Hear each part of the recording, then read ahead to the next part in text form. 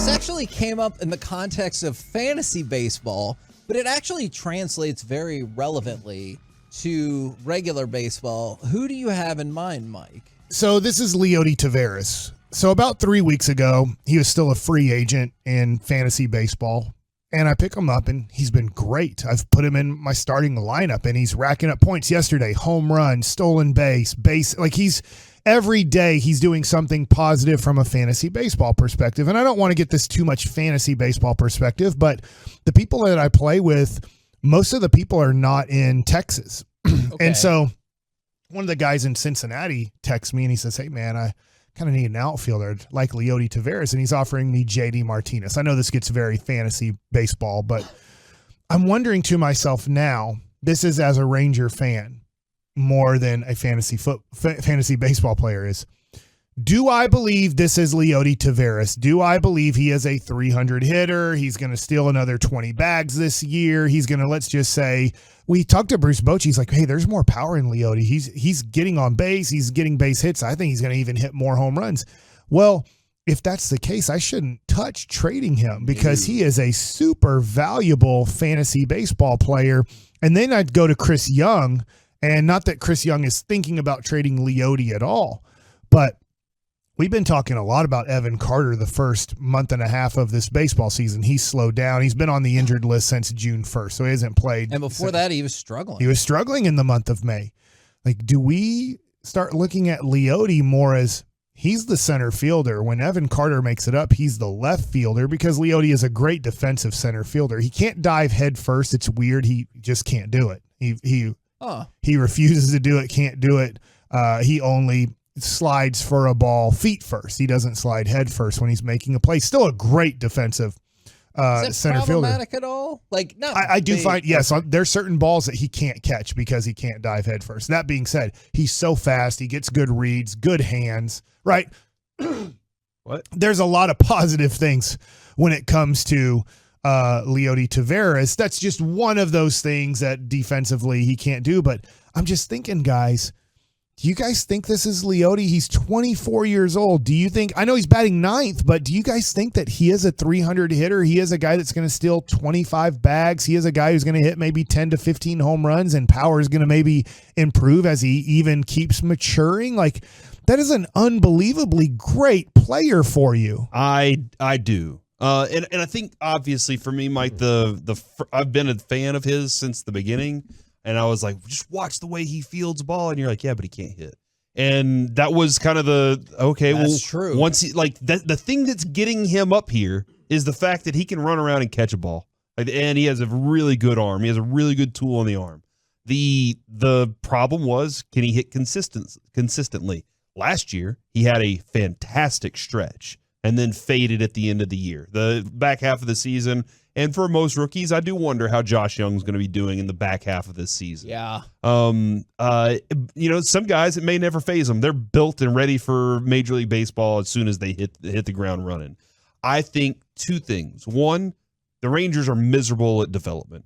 Not just at pitching in the minor leagues, but just at development overall. Most of these guys are lucky they made it out alive. That's kind of the way I feel about our developmental system. And I'm not gonna like shy away from that at all. I've felt this way for a very long time. They still haven't fixed it. All right. Now, maybe that's another project for Chris Young at some point in the future. But when I hear Bochy talk about him, Mike, to that stuff that you're talking about, when we're saying, hey, we saw one little adjustment, and now he's swinging the bat almost as good as we've ever seen him swing. And the adjustment, Mike, Kevin, is his bat's a little more up and his knees are bent. And if that's what it was, that's a different thing for him, and he's doing this is great. Fantasy baseball rankings has him as the 17th center fielder. Center fielder or outfielder? Outfielder. My apologies. Because that's a big difference, right? Because 17, that would mean a below average center fielder if there's 30 starters. So this is important, is that they have him ranked in baseball as the 7th. He had to miss early on. Remember, he got off to a slow start because he got hurt in spring training. We had a great interview with him in spring training. Like, he's our guy. Like, he's a Tolo. He loves us. And it was really fun getting to interview him in spring training. And unfortunately, after that interview, he went down with an injury and had to miss, I don't know, the first 3 weeks of the season. And I remember at that time, it felt like a bigger deal just because of the timing of it all. It's like, this was his shot. He was going to get his whole season and hopefully take it over. And then when he was immediately out, you're like, crap. Yeah. And since that kind of slow start, he has been unbelievably great. Without Leody last night, you might not win that game. Yeah. He was a very important part of winning that game last night. And now, if you're looking at him, we'll see if the thing is, last year he had a tough, I don't have his numbers pulled up like for month to month, but I feel like August and September, he really slowed down because we were having kind of a conversation on, hey, could Leody maybe be your leadoff hitter and Simeon bat second and Seager bat Coach, third? You sound pretty stoked about that. Yeah. And so, but the way you're hitting now, you don't want to mess with it. In fact, it's unbelievable that most nights Ezekiel Duran and Leody are giving Marcus Simeon huge RBI opportunities because they are getting on base so much. How'd you like seeing Duran at first? I know it was kind of like a, hey, we're giving Lowe the night off, Yeah. but is thought he this did a another good job. possibility to showcase him? I'm like, dude, this dude can play everywhere. I wonder that. That was my first thought. Because I don't think so. Okay. Because I don't think anybody would ever see Ezekiel Duran as a first baseman. Right. But I think Bochy sees him as he can play short, he can play third, he can play second, he can play left field, he can play first base. Like, I can use this guy. If we're healthy, I can use this guy in so many different ways to give guys nights off, to have him in the lineup on an everyday basis. I think those guys are so valuable that, yeah, I get it. The other day he took him out of left field and put in Jankowski because he's like, hey, I think we're going to win this game, but I need my best defense now that we have the lead. It kind of backfired a little bit. You gave up the lead. You went 12 innings, and Duran was out of your lineup. Those are risks you take when you take out a better hitter for a better defensive player. Leody Taveras last year. Splits. Like month 290 to month. in June. Great. 341 in July. Awesome. 247 in August. 192 in September, Okay. October. So that helps me out, Yeah. because I get it, right? I'm following the Rangers because I have a job to follow them. And most people drop off because they weren't good, and you go to Cowboy season, you go to NFL season, you go to college football season. So that shows there was a drop off. This is why, in my mind, I know then it goes back to me. I'm not trying not to make this about me, is do I see a drop off coming with Leody Taveras? If I do, I'm stupid not to make this trade and to go, all right, let me move on. I picked him up for nothing, and I'm getting like a good player that everybody wanted to start the Major League Baseball season. Does that depend on the drop off then? Like, what if I tell you the drop off is 10%? Then and then you're like, I mean, technically that's a drop off, but he's having such an incredible season that you're like, we're still good. Kevin, I'm still good with that. It's the one that I'm worried about is kind of August. What if he starts just being an August player? okay. The Because September was too 247 much. guy. Right. Yeah, 247. Because I think we'd be okay with that, right? But yes. But not okay fantasy-wise. But I'm also looking at what happened last year. And that was your coach, your manager got fired. True. Yeah. Your GM gets fired. And I wonder at the end of the season, your He president. just retired. He just, you know what? He was ready to go, Yeah. is what I've been told. But think about that. All that happens, and how much is he carrying at the end of that season? Not playing for anything other than maybe, I don't know, hopefully they keep me around next year. I think this year, with a manager like Bochy running into the late part of the season with something to play for, Mike, I think that he's going to be even better. I like better than 192. Maybe he's more 250. Yeah. But I think he's more than 192 at the end of the year. I'm leaning towards keeping him because I think that he has turned a corner. And to your point, Corey, you brought up, they changed his approach at the plate. Mm-hmm. They changed his mechanical swing. They changed a lot, and it is working now. Yes, there'll be bad weeks. There'll be a bad month. Now, you hope that a bad month isn't 196 or whatever. You hope a kind of a drop-off of a month is more like 235. Yeah. It happens, right? And I still love Evan Carter. If somebody's like, oh, do you not believe in Evan Carter anymore from that 2 sentences? No, I believe Evan Carter is still going to be a future all-star in Major League Baseball. What I'm wondering, though, is Leody's progression this year means you have a center fielder in center field and you have a center fielder in left field in your future.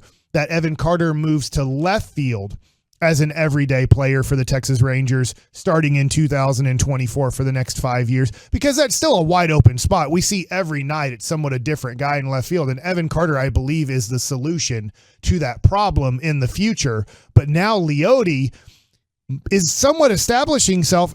He's an everyday player, and he's an everyday center fielder. And if you're getting, what we're trying to figure out is, like, a lot of times outfield, you're trying to get corner outfielders' power numbers. Yeah. Well, if you're getting that from Semien and Seager and Young establishing himself the way he is, you already have Adolis. I'm more comfortable with two Leodys in the outfield because I don't think Evan Carter is going to be a power hitter.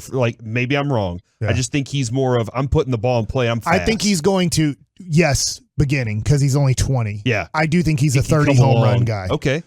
Pudge couldn't hit a ball out of the park to save his life. That's a good team. In fact, Juan Gonzalez couldn't hit a ball out of the field to save his life. If you go look at his rookie cards, he's a little skinny dude. Wiry. He's 165 pounds. Skinny in those. And then you're like, no. And then now look, there could have been help. There could have been extras. But then all of a sudden he does get to 220 pounds of I do think Evan Carter is going to pack on a little bit more weight, which is going to pack on a little bit more power, this and that. I want to add one more thing to our Ranger talk besides Leody. If you guys are following the Rangers, Corey Seager looks a lot better defensively this year than last year. And he's dealing with a hamstring situation. He hurt his hamstring. He's not running as fast as he can around the bases, and I'm glad he's not. I don't need the hamstring to pop. You know what I'm saying? Sure. So I bet that he's kind of like, hey, I'm going to give good effort, but also I got to watch how hard I push this hamstring coming off of a hamstring injury during the season. But the way he's moving at shortstop, and I'm wondering this, guys, I'm throwing it out.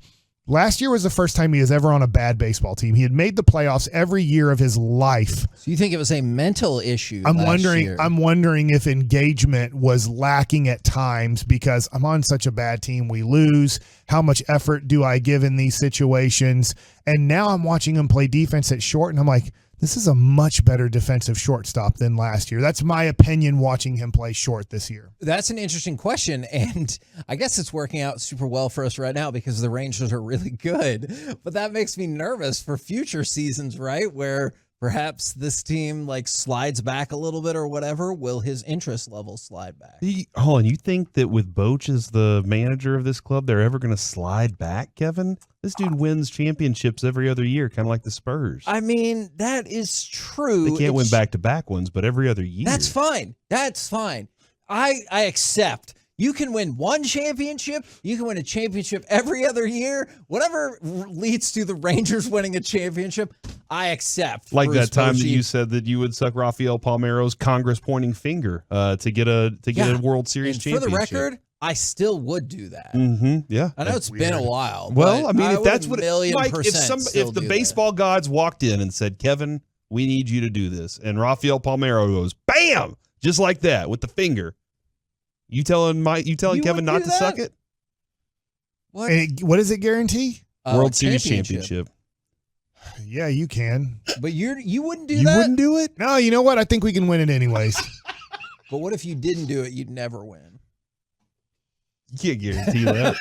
I know I can't. This is why I love the Twitch so much, and the YouTube is the look on Mike's face. I'll strongly consider it. All that being said, I am interested to know why Seager's playing better defense. If it's just the work put in, if it's Bochy, just having him around makes him feel a little more committed to the whole process of it all, or whatever. Or maybe even him and Semien got on a similar page. But either way, I think Taveras' future is bright, and I think that Seager is he's turning into everything we thought we would pay for. Yes, I am interested to see how his career goes with injuries, but everything we expected, we're getting it right now.